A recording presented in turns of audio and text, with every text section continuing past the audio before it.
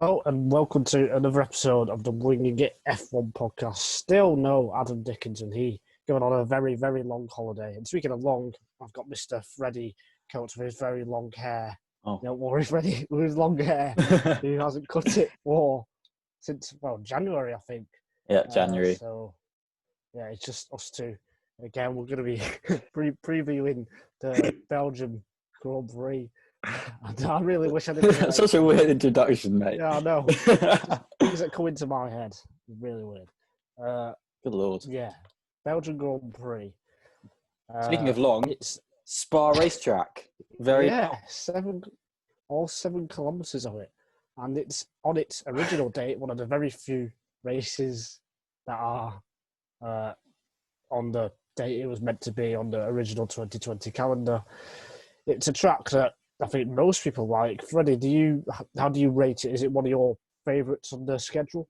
Yeah, I really like it. It's one of those tracks that I always kind of look at and think, we're racing here. We actually are. Wow, that's so special. Like, I'm kind of used to a Formula One in a Bahrain or a Kota, that kind of thing. It's like, yeah, there's a purpose-built track. But somewhere like Spa, it's a bit like, it's got to me, it's got sort of a mystique. And you sort of look at it and it's a bit like, wow, we're actually racing at Spa. Wow, this actually is the Belgian Grand Prix. That's so cool. To me, I get the same with Monza. Do you think it's Spa? Well, in fact, what is your favourite F1 track on the calendar? Is it Spa? Because I think some people would say it is. I think for me, Spa would definitely be in the top 3, although I do think it's lost some of its character, using the gravel traps and that kind of thing. I know what you mean. Pouhon without a gravel trap seems a bit weird. Yeah. That kind of thing. It's definitely one of the top ones. I'm a bit, I don't know. I do love Silverstone.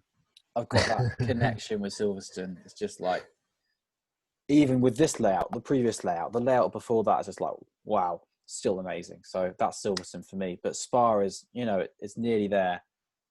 Nearly, so not quite. Not quite. Okay.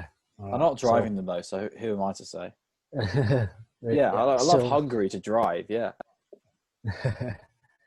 Yeah, and Spa is probably the easiest track to overtake on. I think that's fair to the uphill Kemmel Straight in terms of So we're going to see a lot of overtaking, Freddie, and this track. Well, what are the key challenges, I guess, for the drivers and the teams about Spa? What makes Spa so unique to the calendar?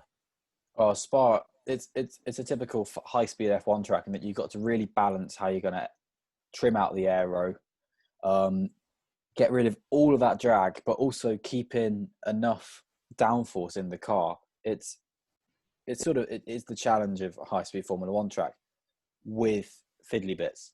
It's got the corner with no name. It's got Les Combes. It's got La Source. It's got the bus stop chicane at the end, and it's got the bit at the bottom. Stavalo? It's got Stavalo. Yes, it's got Stavalo, which are all, they're sort of medium speed corners and some slightly slower corners. So they've got to, carry the speed through the corners, but also be able to absolutely floor it down the straights and not bottom out by the time they get to the top of the gear rate rev limiter. Yes. I think the thing I love about it is the first lap, because it might be better to be second on the grid, or at least second coming off turn 1, because then you get the slipstream fest through Eau Rouge, Radion down the straight on the first lap. I remember 2018 when Vettel, Hamilton and the 2 Racing Points nearly went 4 wide. It was incredible. They did go 4 wide. Yeah. In 2015, Sergio Perez again got a fantastic start, because that was when they brought in all the new starting regulations for that race specifically. And Sergio Perez was in second at the end of the first lap, but on the timing beam at the end of Sector 1, he was in first, because he was side by side with Lewis Hamilton. And that was Force India at the time. In 2015, Force India fighting for the lead. It was brilliant. Yeah. And we've seen so many magical moments there. Most famously, what I call the most overrated overtaking F1 Hakkinen on Schumacher in 2000 was Alter in the middle, and you get overtakes at least every 2 or 3 laps at Lecom, and it was a great action. But Freddie, you was telling me before this that you prefer the old layout. Well, why is that? I just quite like the curved pit lane start. It just looks kind of cool. That's about it, really. That leads then into the then the bus stop sort of then leads into a nice. If you look at like 2005 and back, nice sort of curve, kind of weird, bit quirky, very old school, very very old school actually. I just quite like that, but it still looks really cool now, and the rest of the track is all still just brilliant. I think that's one little thing. It's just a bit like, that's cool. I like that. It's a shame it's not that. I don't care too much because it's still good. Yeah, and whatever track Formula 1 goes to this year, guess who's the favourites? Yes, it's going to be Mercedes. Freddie, is there anything or anyone that can stop Lewis Hamilton or Valtteri Bottas winning this weekend? No. Well, actually, Spa hasn't been the happiest of hunting grounds for them. Because sort of you kind of look at it as a track that's going to be on paper perfect for Mercedes, and in the turbo hybrid era of Mercedes, they have only won there 3 times, and that was 15, 16, and 17. Yes, well, the last 2 years, a certain Ferrari team have had a pretty powerful engine, haven't they? Yeah, that's true. And the other one was sort of compounded by a retiring Lewis Hamilton and a forced to pit Nico Rosberg. But apart from that, it would have been it was Mercedes to lose in all of those races pretty much. But I don't really know if anyone can get in touch with them at all. They seem to they're so far away, and such a long track will give even more opportunity for them to be further away. Then it's just again, it's Mercedes to lose, and if they do lose it, that would be just embarrassing. Oh, that's a powerful but embarrassing. Well, depending on how they lose it, if they're like taken out by a wayward Antonio Giovinazzi at the back, then that wouldn't be embarrassing for them. But if they I don't know, all I can think that would impact them would be reliability or driver mistakes, and that's not what they would want. Yeah, and Verstappen hasn't had the best record at Spa either, as Freddie looks around. I think I'm under attack from a bug, and he is being very, very cruel. So I am vaguely distracted. But yes, Max Verstappen has had cruel luck. Yeah, he has. He's had cruel luck as well. Yeah, nicely done. And I think he's been on the podium once, if that's right. 100% sure. But yeah, if he has, it's just the one time. But last year, he crashed at the start. In 2016, he clashed with the Ferraris as well. So, yeah, he hasn't, even though he's actually Belgian born, isn't he? He hasn't had the best luck at Spa. I don't think he has been on the podium. Oh, my mistake. I'm thinking. Unless we really should have done our research before. He crashed in 2018, didn't he? Did he? I don't know. His front wing. He crashed in 2019. I don't know. Maybe he was on the podium in 2018. Sorry, fans, I have to look this up now. Because it was definitely Vettel Hamilton in 2018. Who was in third? No, you're right. It was Max Verstappen. Oh, I see. Yeah. Sorry. Well prepared. I will not talk again. Yeah, we don't want that because everyone would have to listen to my horrible voice for 30 minutes. So we don't want that. So, yeah. Verstappen, I read in Spain that Red Bull got the suspension. They got the wrong setup with the rear suspension, so it overheated the tyres, which is why they didn't perform as well compared to, say, Silverstone 2 when they won the race. So if we do get hot temperatures, and if it was Helmut Marko who said this, so you take it with a pinch of salt. If what Helmut Marko is saying is true, then Red Bull could be a bit closer in the races like we've seen, and Spa is a very high speed circuit. So yeah, I think. Well, I don't. It's hard to bet against Mercedes. Yeah, we can look at the fact that if it's hot, this might happen, but it's not going to be hot. Yeah. It's in the mountains in Belgium in end of August, early September, kind of August bank holiday, which is hot in the UK, hot in many parts of the world, but in the mountains in Spa, it's normally pretty nippy. So it's a bit. I think we're going to be looking at a race that's Mercedes to lose, and that's just what I've said about 4 or 5 times now. Do you think Racing Point will be closer to Verstappen than usual this weekend? Yeah, I do. I think there's a good opportunity for Racing Point to have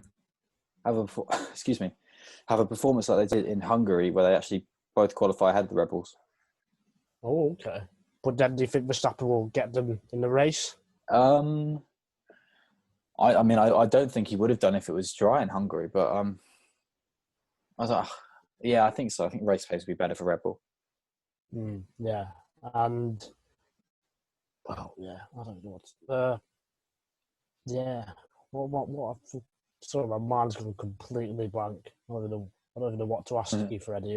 The midfield.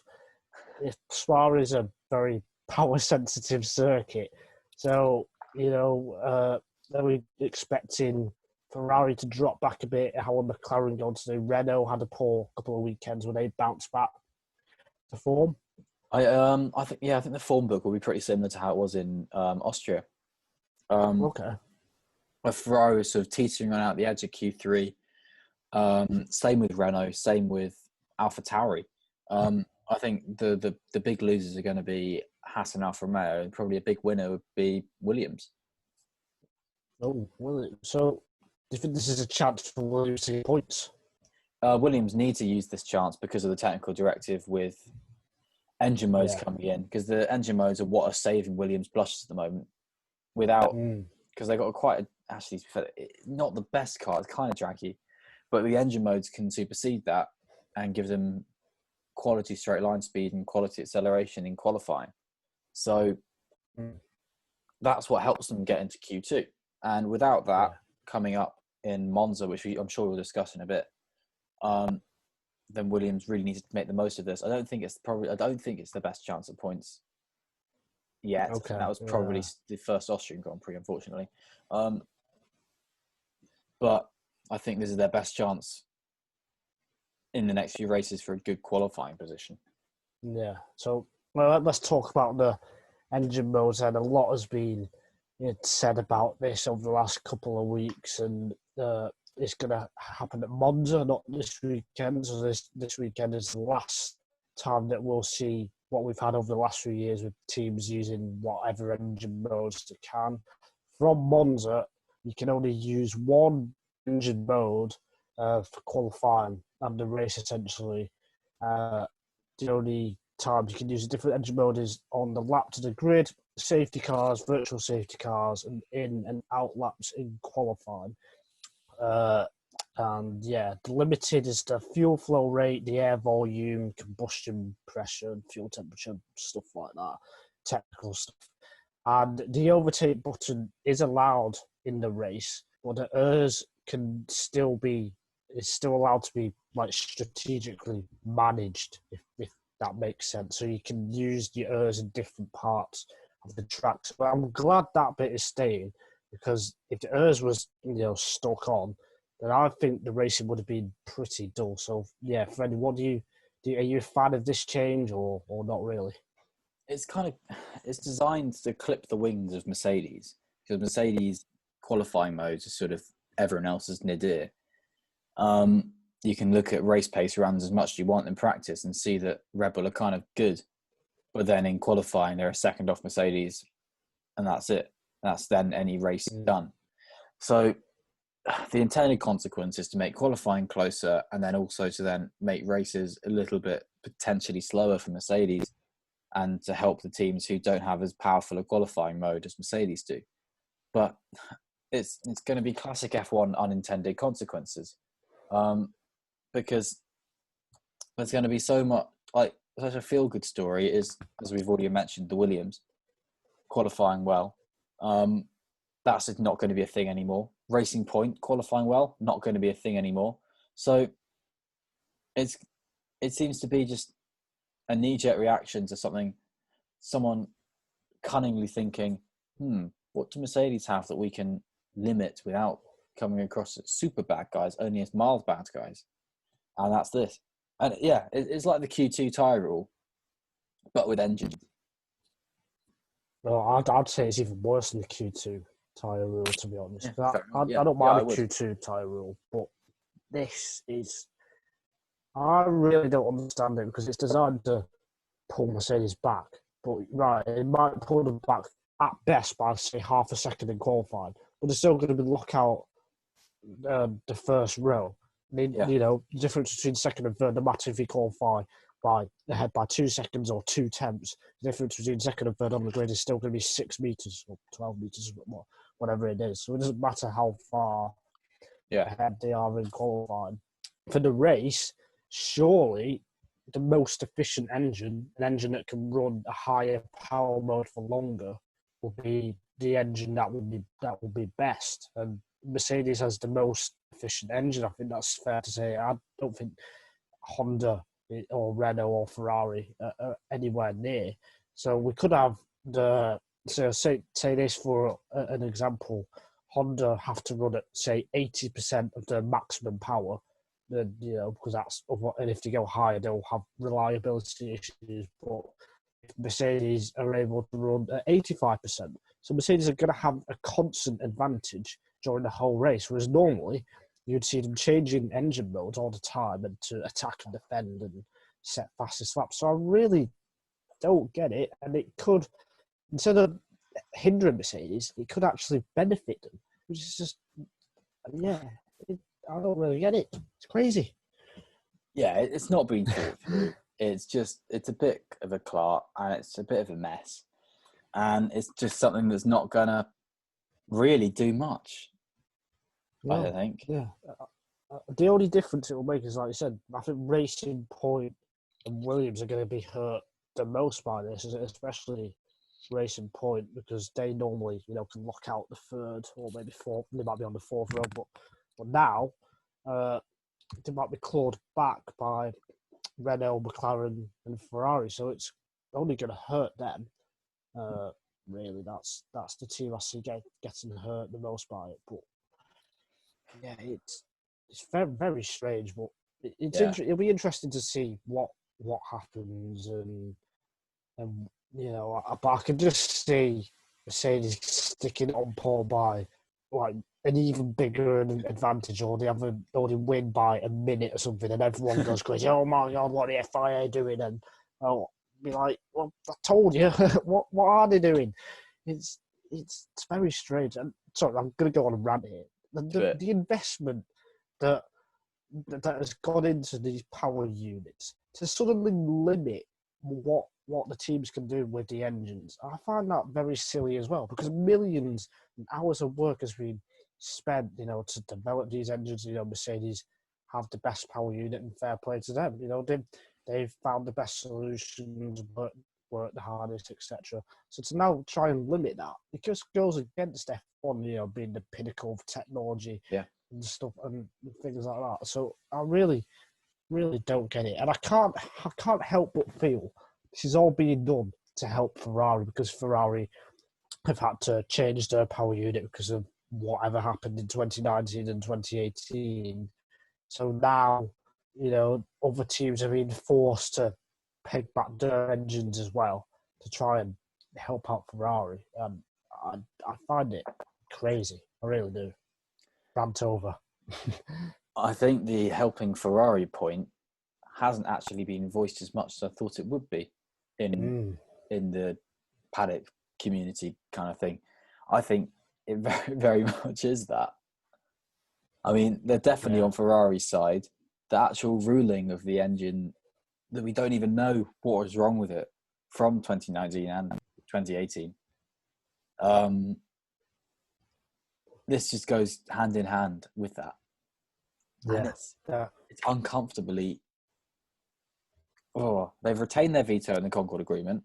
They have been allowed to keep all their wins and all the constructor positions from last year, where they presumably broke the rules with their car. Not even fined, not even deducted, not even disqualified or anything, which is bonkers, frankly. You kind of think they should be, at least as a team. And then on top of that, now this has come out, and I thought we put to bed the Ferrari International Assistance FIA joke. No way. Around in the 2000s. We spoke in the last podcast about Leclerc having nothing done about his seatbelt. It's not the first time Leclerc has done something a bit dangerous. Remember Suzuka last year when he had a flappy front wing and Lewis Hamilton had to dart out of the way because it fell off, and Leclerc was able to stay out for quite a long time. And I don't think he got a penalty for that, or it wasn't even looked into. I think he got a black and orange flag, actually. Yeah, but that's worse. Long. That's worse, the black and orange flag, because that means he was called in by the stewards and by the clerk of the course and everything, not by the team, not by the clerk, not by any matter other than they were forced to come in rather than choosing to come in. And the whole the situation with the seatbelts as well. Leclerc just came across a bit immature with that. In that he took so long to sort of admit to it on the team radio. That's been played out obviously because of F1 TV in other countries. People with TV Pro are able to then clip that, share that round, and see that Leclerc had a conversation with his engineer saying, "Oh, there's something not quite right," and it's like, "Okay, we can't see anything. My seatbelts are undone." He admits, "Oh, okay, we should box you then." So they do. And then, oh my goodness, nothing's been done about that. And we've seen mid-season rule changes in the past that have favoured Ferrari. In 2011, there was the blown exhaust ruling, whatever that was. That's a really difficult one that I cannot remember the intricacies of. But, we don't need to bore you with that now. But that resulted in a one-race change of the rules, which meant that this one thing was allowed for Silverstone. Ferrari won. Then the rules were changed back and Ferrari didn't win a race for the rest of the season. We're both ranting at this. We seem to think not a level playing field in Formula One, and that's true. I'm fitting, me and just to say to the viewers who are listening or watching this, me and Freddie love Ferrari. We love everything about them, the drivers, the history, and everything. But in terms of sporting fairness, it's hard to look at these changes and think, well, we're analysing why these changes are happening, why these engine rules are changing. And it's hard to look at it and think, oh, that's going to help Ferrari, and I find it bizarre. And I don't see how the FIA are going to manage it, because I've just read that you're allowed to turn the engines down if there's a reliability issue or warning sign. So how the teams that defeats the point, I guess. Yeah. That defeats the point completely. If what you're going to do is then introduce a new management of the engines, a new way to have to limit the use of the engines, is to say you've got to pick one qualifying mode that you've got to use for the race, or one race mode that you've got to use for qualifying, for instance. Then you can either choose, do we go for a really hardcore engine mode and then risk sort of, wearing the engine a bit? Do we go conservative and sort of go for a gentle mode? But if you just say, you can just have it on full all the time and then say, oh no, we have reliability concerns, so we turn it down a bit, but we're always going to have it on full. That's just blatant. I did not know that was the case. That's just pathetic rule making anyway. If you're going to make the rule, make it right. There's no saying this isn't going to go on until 2026 either, when they're bringing the new engine regulations. This is going to go on for another 5 or 6 years. Good Lord. It all comes from these turbo hybrid engines.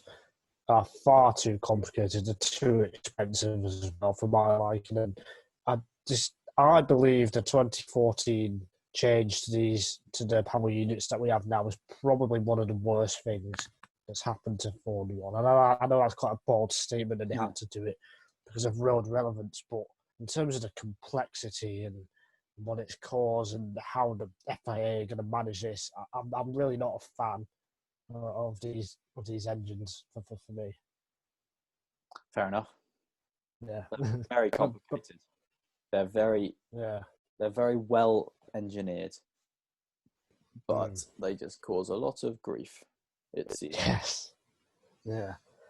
I mean, if I had it my way, it just needs to be simple. It really needs to be simple. Just get a V6 or V8, whatever, and then strap on a curse system I used to have, and keep it simple. We don't need like different buttons and within buttons and sub modes within sub modes and just this engine, man. Anyway, I think that's enough about that. We'll see what happens. It's going to be impossible to manage, and I don't see how it's going to create any better racing. In fact, it's just probably going to make things worse. Sorry to tell you, Dave. But yeah, we'll see what happens in Monza. It's coming in Monza, not this weekend. This is the last weekend of what we normally have. So, yeah. Freddie, let's talk a little bit about Formula 2. Last week, it was announced that Juri Vips is going to replace the injured Sean Galeo. Yeah, Galeo at Dams. So Vips and Dan Tickton at Dams, Dan Tickton was not a Red Bull Junior, my mistake. Former Red Bull Junior. Two fast young drivers. Yeah, and one very angry one.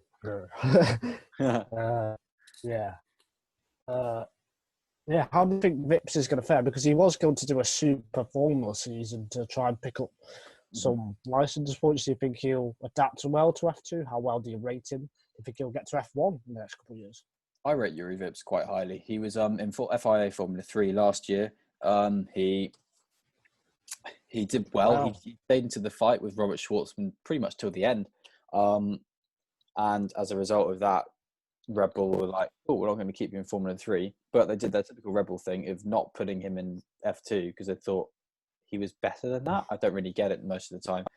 Because they did it with Dan Tickton as well earlier on, and then he ended up leaving the program. But they put him in Super Formula for this year. But obviously with COVID rules, meaning he's not being able to get to Japan, that sort of looked like his career sort of stalled a bit, and he's had to do some races in Euro Formula Open, I think, or Formula Regional, and quite sort of Formula 3, Formula 4 level racing, which is it's a bit of a plateau position for him. But this has given him a chance to step up, chance to take on what is a leading team, Dams, take on their car and show what he's made of, because he is a fast driver. He's a very good driver.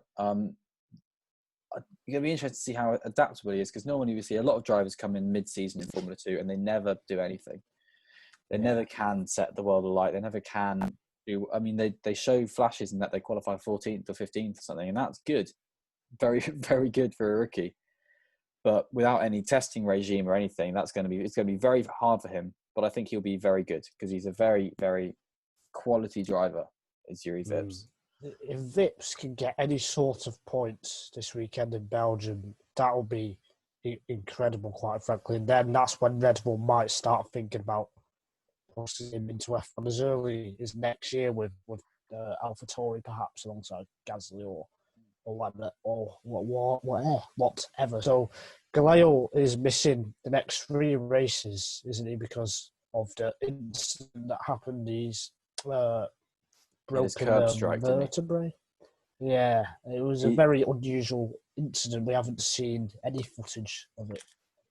Yeah, we haven't seen any footage at time of recording. Obviously, they could have released something. Could be a bit more after this, but we don't know that.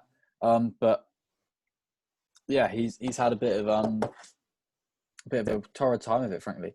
On the final lap of the race, pretty much final sector, I think it was. Yeah, he's had a curb collision. We don't know how he's had the collision with the curb, whether he's gone offline, whether he's had a car issue, whether he's had a suspension or steering issue, whether he's been punted into the curb, defense or attack. We don't know. But he's hit that. He's been in his seat and he has essentially cracked his back midway in his back. I was taken to hospital pretty much immediately, and is out for the next 4 races, 2 rounds at least of Formula 2. Yeah.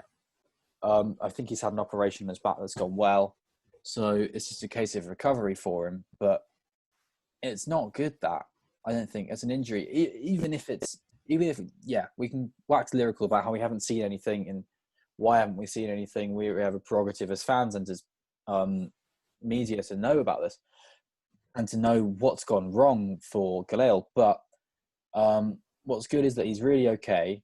But why has this been allowed to happen in a seat?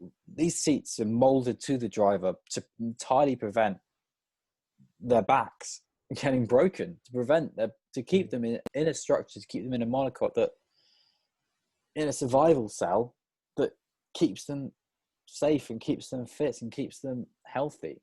And clearly there's just something massively wrong with this seat in this Dams car. Has the seat cracked? Has the carbon fibre cracked? Has the floor cracked in the car and then thrown him down? I don't know. He's lucky he's not paralysed. Dams need to look at that. Dams need to look at that. Dams are a front-running outfit. Dams, they're very, very good in every formula they do. They do junior formulas across the way. They do the Nissan eDams program in Formula E. So they know what they're doing. This is it's a bit sloppy, I think. No, we'll see what comes from any investigations from there. So we're talking a little bit about F2 then. We've got Callum Ilott still leading the championship. He's had a bit of a scruffy weekend in Spain. In fact, he could have won 4 of the last 6 races, just thinking about it, if he didn't have the stalls at Silverstone and stuff like that. He could have been dominating the championship. Do you think racecraft is a possible weakness of him, which might stop him getting an F1 seat? Because he's got the pace. I think even if he's had all of it, we look at him and think he's one of the most unluckiest drivers on the grid currently in Formula 2, but he's still in the championship. So I think with that much bad luck, but still that amount of points, currently it would be foolish to pass him over for a seat in Formula 1 if you're looking at a Formula 2 driver, I think. Because with that amount of bad luck and to still get good results, then when he gets the good results, they're very good results, clearly. And I think what could have been currently does speak for a lot in Formula 2. They've had a lot of reliability niggles in this car they've got at the moment, particularly in the first year of it in 2018. There are a few were carried over in 2019, but there seems to have still been quite a few this year. So I think what could have been is a big question in Formula 2 at the moment. I think with a Callum Ilott, all of his what could have beens are very good. Racecraft, I don't know. The tyres in Formula 2 are so bizarre. What's an F1? Yeah, they're so bizarre that do you think that needs to change? Do you think they need to make the tyres more durable? Because seeing them, doing 10 seconds off the pole time is not a good indication for me as to how good they will be in F1. Yes, it's good for tyre management, I guess, but it's good for we want to see what raw pace they have. We want to see raw pace, but you can see the raw pace and the adaptability. Because like someone like Guan Yu Zhou, he's, people sing his praises in Formula 2, and he's done very well in Formula 2. But in Formula 3 or something, he wasn't really there so much. He was sort of middle of the road. Felipe Drugovich, he got 1 point finish in FIA Formula 3 last year, and he's won races in Formula 2. So there's clearly differences in the cars that sort of enable some drivers to do well and some not. And I think there's sort of a level of adaptability that you need to prove in Formula 2. And I think that's good to give a challenge. You can't just have drivers going flat out until they get to Formula 1, unless that's going to be the case in Formula 1, which is an entirely different debate, which we probably think, actually, yeah, fair enough. But anyway, Formula 1 needs an adaptable, careful, managing driver who's mature with it all. And you can really earn that maturity in Formula 2 with the current tyres, I think. I think with this year's F2 grid, I don't see a superstar driver. I think Eilert, Schwartzman, I think they could be, a bit like Perez, a really good midfield driver, Magnussen maybe. But I think they're not going to be a Leclerc or Verstappen. So I think, people, if they do go into F1, they have to lower their expectations a bit, because in the last few years, F1 has been very lucky to have Russell, Norris, Leclerc, all go into F1 and all looking really good. So while I do think Eilert is a really strong driver, I wouldn't expect him to light the fire in F1, if you get me. Yeah, I do understand that. I think Eilert's impressed me this year, because last year he left a little bit to be desired, but he was good. But he really worked on laying a foundation for this year, and he's done that really well. Some drivers come in and want to do really well straight away and sort of struggle a bit and struggle to sort of pick themselves up into their second season. Someone like Louis Delatraz, for instance, who's a fast driver. He's very popular, very, very rated. But there's sort of an element where he's just not quite able to sort of pick up his performance and manage it and take us to the next level. What Eilert has done this year is he has really stepped up his game. And I think that speaks volumes about him as a driver. Definitely. Formula 2 is on this weekend as usual at the usual times, with the feature race after Formula 1 qualifying, the sprint race at about 10 o'clock UK time, I think it is, before the F1. And then they've got a triple head as well with Monza and Mugello. So frantic stuff, really. Formula 1 then. We still don't know when the Formula. We still don't know when the Formula 2 finale is. I think on the website it only goes up to Sochi, doesn't it? So I think either whether they have the finale in Sochi or if they tie it over and have Bahrain or Abu Dhabi at the end as well. Who knows? But Formula 3 said they're only going to have. They're only going to go up to Mugello, I think. I think that is the case with F3, but F2 they normally, go to Abu Dhabi. Well, they normally go to Bahrain as well. So, we'll be interested to see how many rounds, because they normally have 12 rounds in the normal season. And by the end of this triple head, by the end of this triple header, there will have been 9 rounds. So, 9 rounds, yeah. So it'll be interesting to see where they go. Let's have some predictions then for the F1. Freddie, let's go with the boring stuff first. Who's going to win the 2020 Belgian Grand Prix? Go. Lewis Hamilton will win the 2020 Belgian Grand Prix. Insert sponsor here. I'm just going to go. I'm going to go with Bottas. Oh, he's gone Bottas. He's gone Bottas. I know. Third place. Stroll. Perez. Ooh. Yeah. Cool. Fair enough. Yeah. What other predictions can we give? What do you think will happen at turn 1? Minute by minute. Go. Minute by minute. I think it'll be a very clean start, because weirdly, over the last 12 months or so, have you not noticed the cars are more even off the start line? Because I think 7 or 8 years ago, when you had the V8 in the V8 engine era, you used to get really differing starts. But nowadays, everyone more or less gets equalish start. I find that really weird. I don't know why that is. Is it too easy, maybe? Or... Well, no, it's not easy. They've got to feed in the clutch with their fingers and then bring in then to go gentle on the throttle. But when you want to floor it, you've got to go gentle and you've got to feed out the clutch and sort of bring in another paddle. I think it sort of depends. You've got like weird sort of things you've got to do with your different fingers. You've got to be incredibly ambidextrous to be able to start an F1 car and then to start it competitively. I mean, I think it's just, they all got used to it, I think. Maybe. I just think about Fernando Alonso in his Ferrari days. He used to make up 4 or 5 positions on the start. You know, in Spain 2011, Monza 2011, he went from 4th to 1st, I think. But we don't really see, that anymore. Well, you could, it's weird. No coincidence. Yeah, because you kind of would have thought that with so much torque in the current power units, that it'd be much more wheel spin, much harder to get off the line.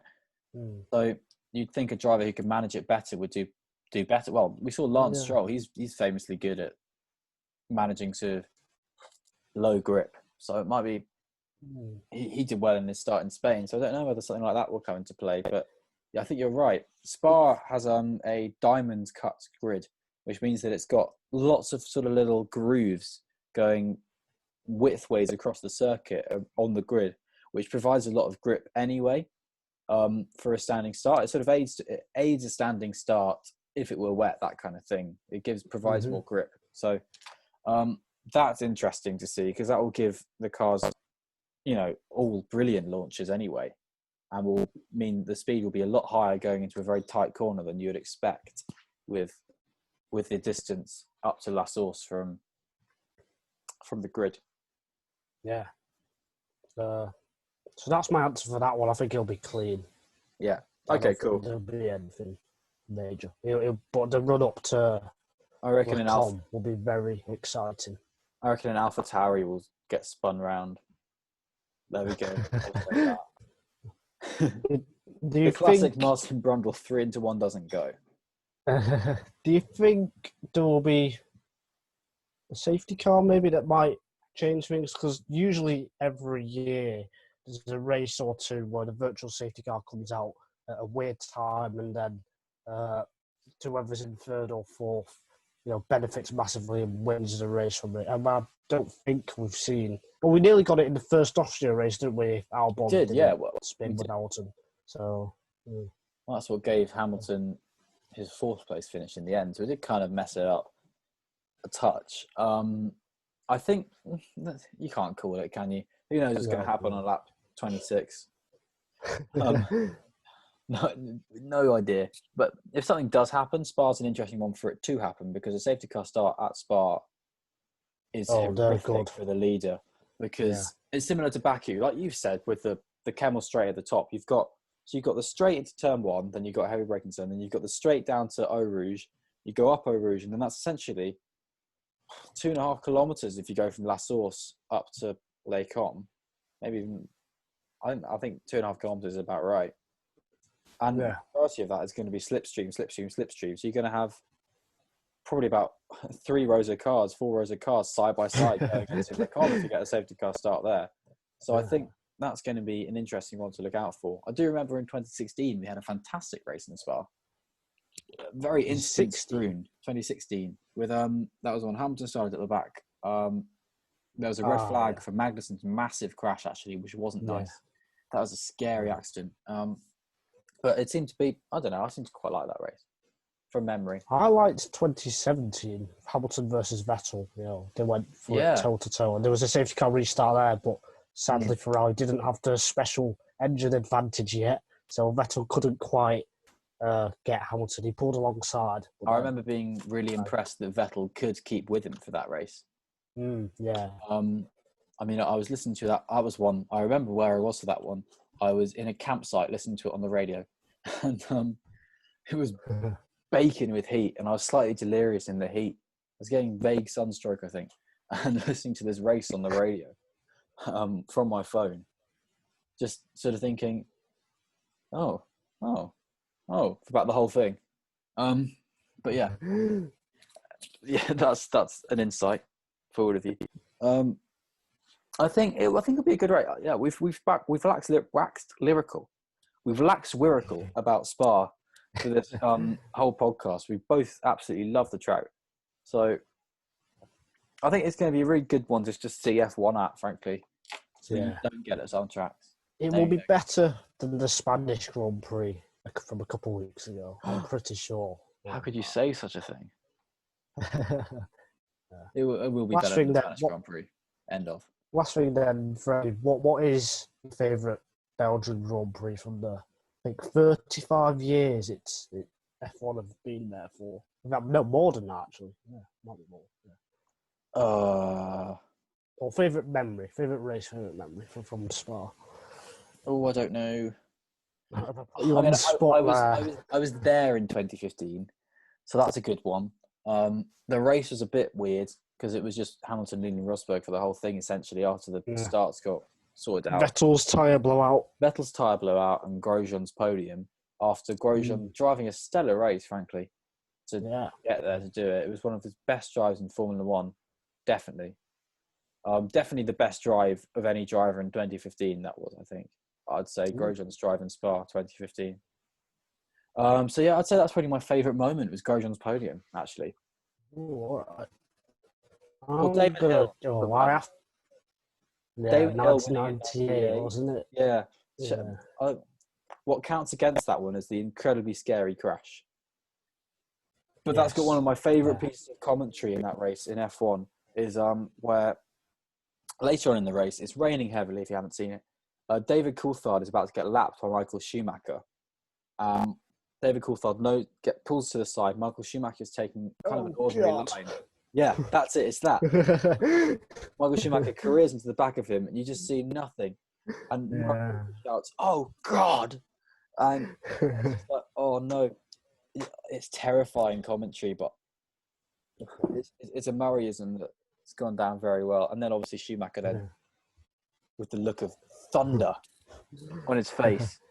That's the prime Schumacher view, isn't it? Just the absolute fury of someone who's had a world championship ripped from him right there.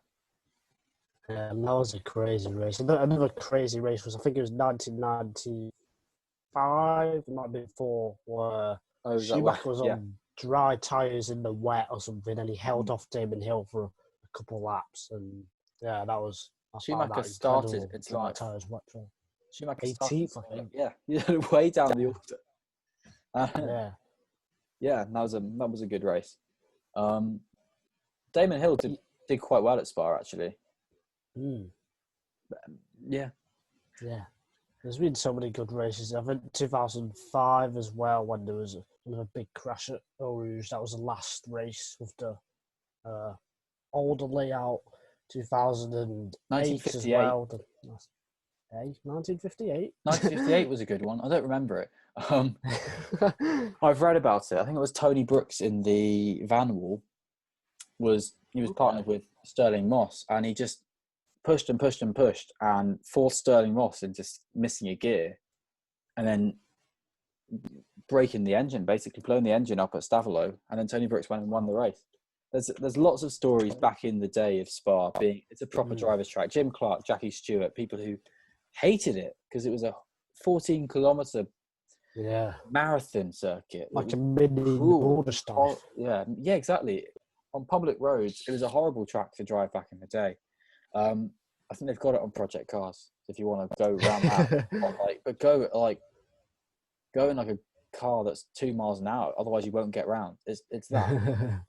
But like, there's so many stories of fantastic drives at Spa. It's a track that scares drivers, frankly. It did scare drivers. It still does to an extent, I guess. But even I've always thought Kimi Räikkönen is the king of Spa. I think he's won there 4 times. He's exceptional around there. So we love Spa, and we've got the Belgian Grand Prix this weekend. So we're both looking forward to it. And Adam should be back very soon. So you don't just have to listen to me and Freddie. You get to listen to the wonderful voice of Adam Dickinson. He's got a lot to catch up on. He has. So I think that's it. Yes. It would be remiss of us to go into Spa without mentioning Antoine Hubert, who is coming to a year since his passing, and it is a big crash with Juan Manuel Correa as well last year. And we just want to. We obviously. We were both watching that weekend, and it was horrific news to hear. It was a horrible accident, and Antoine's going to be in. I think I can say for Nigel, I think for the majority of the community, he's going to be in everyone's thoughts this weekend. So, best wishes to everything. Yeah, and we always hope for a safe race as well. As always, I Completely. think people forget about that. You know, the safety in F1 and F2, how far it's come. So yeah, we hope for a safe race and a good race this weekend, and we will be reviewing it at some point Sunday or Monday. And then yeah, we've got another 3 races to come in thick and fast again with Formula One. So I think that's it for this podcast. We will see you next time. Bye.